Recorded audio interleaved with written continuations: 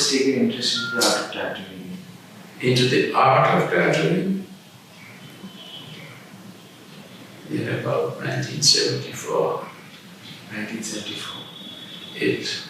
But I was involved in it emotionally since the age of about 8 or 9 or 10. And that would be when? That would be, I was born in 37, so 45. That's pre-independence. I remember it. I remember the day of the age because there used to be a tattoo shop behind where I live. Okay. And I used to go there sometimes and watch it being done. And I was quite fascinated. And the British soldiers were coming, and that's how I remember the period. The time was when the British were still here. And then one day, there was nobody there, and I was alone, and the tattoo artist got hold of me, and he said, "You're always hanging around my shop, I'm going to tattoo you." So I ran away, and I didn't go back till 4 or 5 years later, and then by then the shop had closed. The British had left, the Anglo-Indians had left, and his business was down to zero. He spoke in very good English. Okay. And he was an Indian there? Huh? Was he an Indian there? Or a British guy? The guy who stood on the show? He was Indian. He was an Indian guy. Totally Indian. He was Maharashtrian or something. His name was Kohiyar. Okay. Then I went abroad straight after school at the age of 16. In those days, the designs were very crude. Both here and there, they weren't much better there. It was the same sort of thing. A bird, a butterfly, a sailor, a ship. It was wartime, so it was popular. It was this off. You may if you want.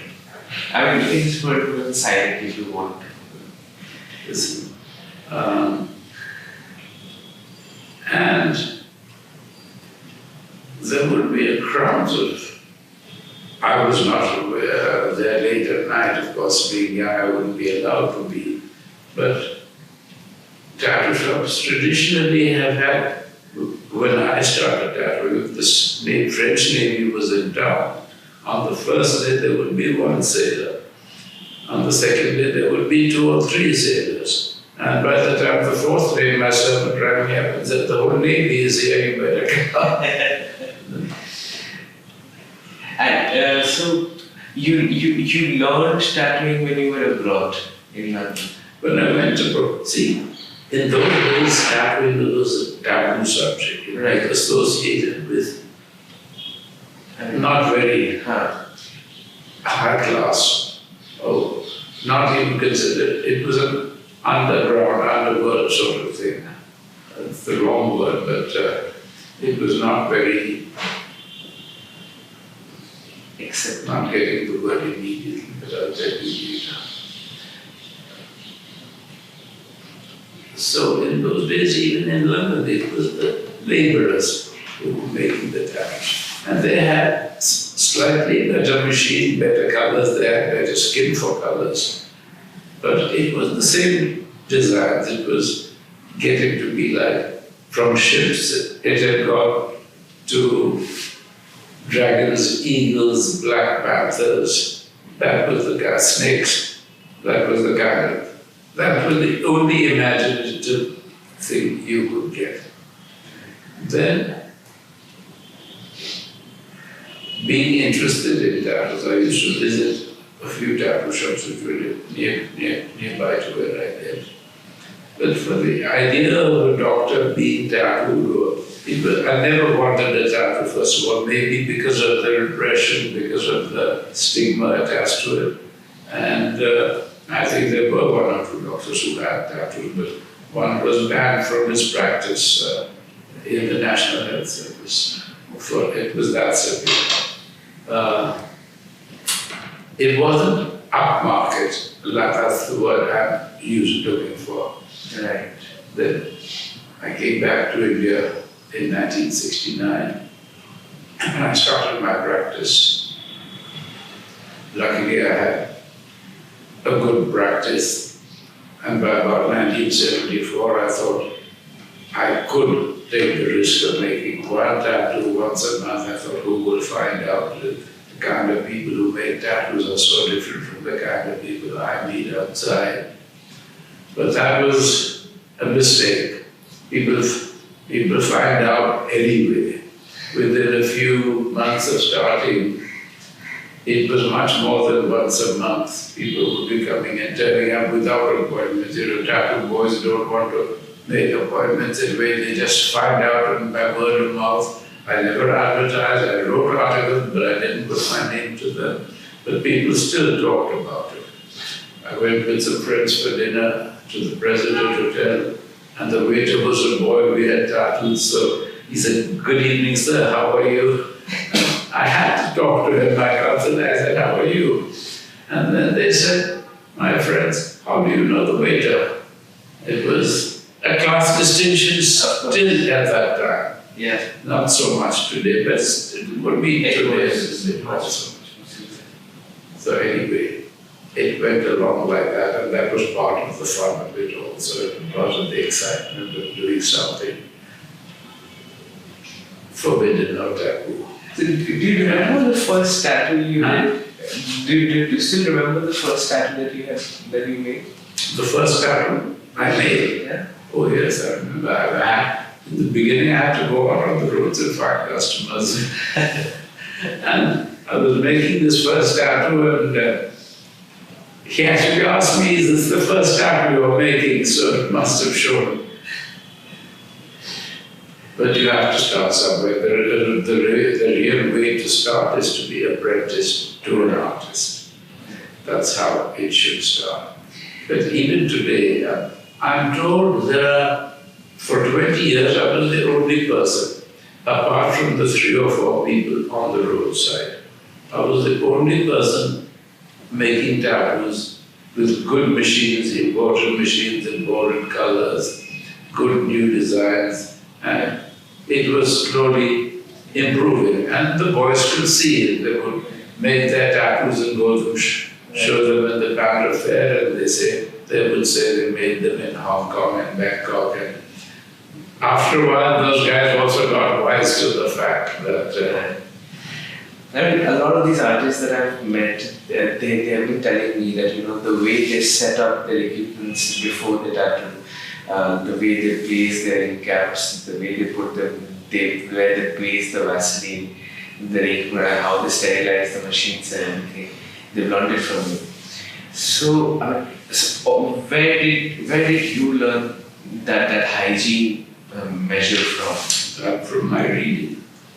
As a doctor also, I knew that this is not safe. In the Cultr fair, they used to, all over here also, when I came back, there were 3 artists on the roadside.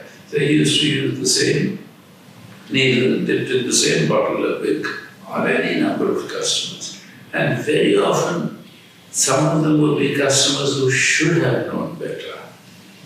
I remember I covered up a tattoo for a boy who was managing in a managerial post at the Opera Hotel. He did management training, and he had gone and made a very silly tattoo. So headache covering up these things. Right. But of course, they don't know where else to go, and when they're desperate or a little drunk, they sit down. I want to finish that story, but when I came back, I was telling you there were 3 tattoo artists on the roadside. Yeah. One at the GPO, one at the Azad Maidan, and one in Baikal. Okay. Outside, he used to sit outside the doctor's shop, doctor's clinic, outside the zoo, near the zoo. I used to go and chat sometimes. This fellow spoke very good English. And it suddenly occurred to me one day, I asked him, "Are you the same person who had a shop in Colombo during the war days?" It was the same guy, Pandya. That's how I got to know more details about it. But by then, that time he said I had any number. And how did teaching tattoos happen to you? I mean, how did you meet Anil sir? And how did that happen? How did the teaching phase come? It happened with Anil. It happened because he used to come and draw for me. I didn't have the time to make my own design. I didn't have the drawing ability either, to be honest. I didn't have an art background as some people have criticized, but you don't have to have. So I used to get a student from JJ School about on Saturday mornings, and I used to show them pictures and give them ideas, and they would draw it up. And it was one of the better artists that he used to do. Then he was the rescue sword, and this wasn't much pocket. He needed money. He didn't want to take money from his father. There were problems in the home.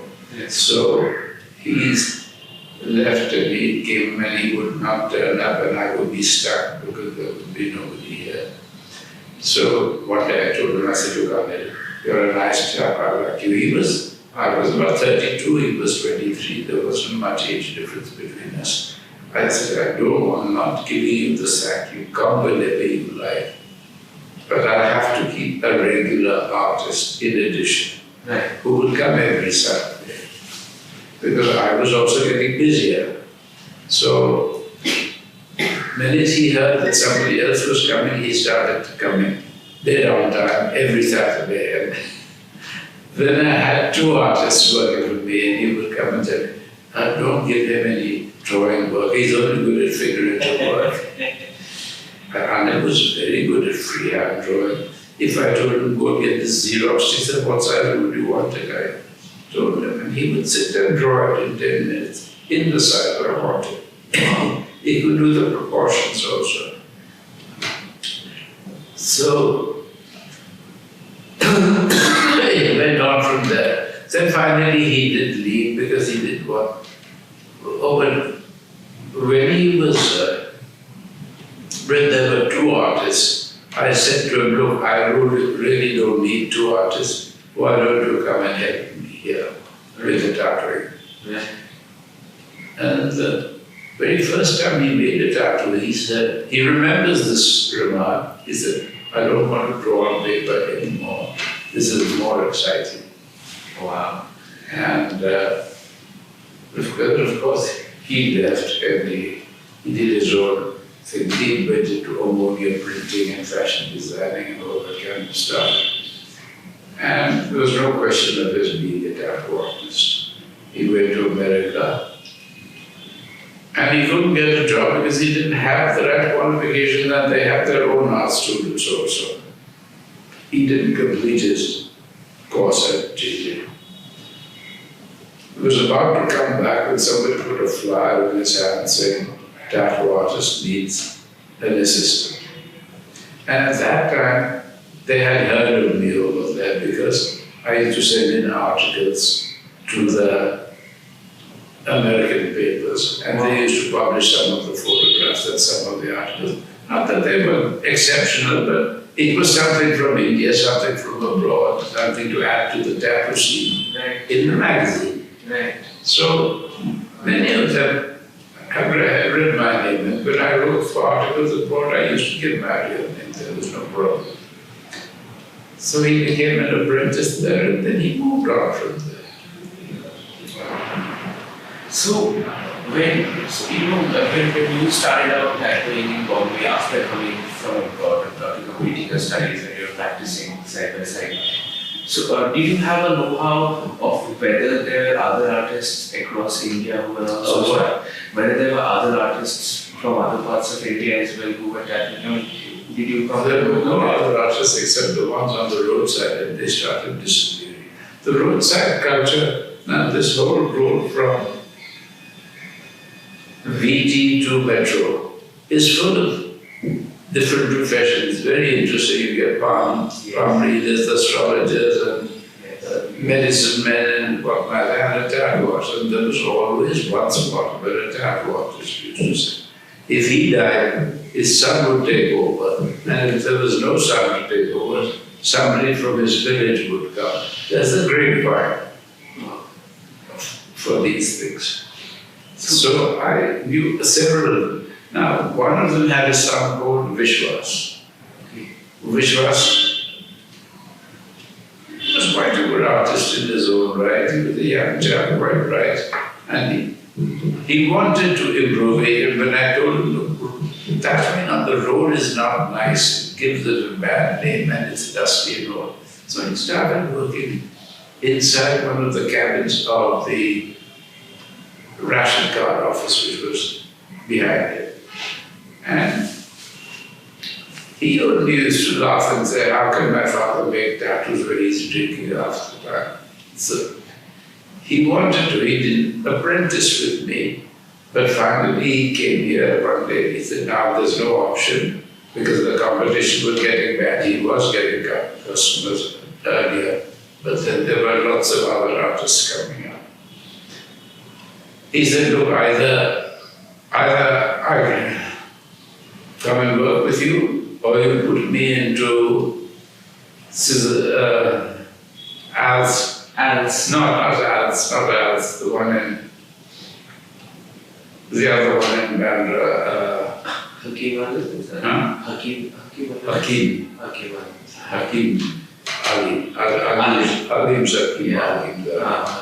Okay. I didn't know Alim except by word of mouth. We used to just exchange. He used to invite me to openings, but I had never been there. And Samir had just left there, okay, to set up his own place. So he told me there's a vacancy there, either I come here or... No, I didn't want Vishwas here. First of all, there wasn't enough work for two of us to be doing. And for me, it was always a hobby. It was never a profession. I never even charged. So the profession was always psychiatry. It was a passion and I got a lot of fun out of it. So, when you had Anil's apprenticing with you, when you had Anil Gupta apprentice with you, when you had Samir Patange apprentice with you, You'll have to speak up again. so when you had Anil Gupta and Samir Patange as apprentices with you, so was it under a proper studio pattern, or you guys used to work out of your place or your office chambers? No, it was never a studio. It was never a studio. People used to come and if you walked in here, you'd say, where's the tattoo shop? Right. So, I I just throw a lot of old stuff out and given it to him. Because I nearly closed down the office and moved it from here. But Samir also, just by chance, he started tattooing because he was always drawing for me. And one time I got double vision. I had a customer for a very big tattoo on the back. I didn't want to send him away. He also was kneeling down. So I told Samir, I said, look, I will stand there and show you. And roughly, he used to watch me. So he sat and made the first outlining, and it was quite good. So, it's such an interesting subject when, a psychiatrist whose passion was tattooing, his passion still is tattooing. It would be unusual for anybody any of my friends in any business anywhere to be making tattoos. Nothing to do with the psychiatrist. I could be a physician, a surgeon. But have you ever been able to correlate your profession and your passion? Has ever your learnings of psychiatry helped you? I haven't tattooed myself. I liked it long before I went into psychiatry. Okay. So, Thank you so much, sir. So, but when did you stop tattooing? I stopped tattooing after Samir started taking over full. I would stay until 4 o'clock. Then I would tell him. By then I had enough. I would tell him, Samir, the tattooing is something you do get fed up of. Many tattoo artists retire early. I didn't need the money, as I say. I used to set him up. I used to set up the customer and I said, Samir, you finish now.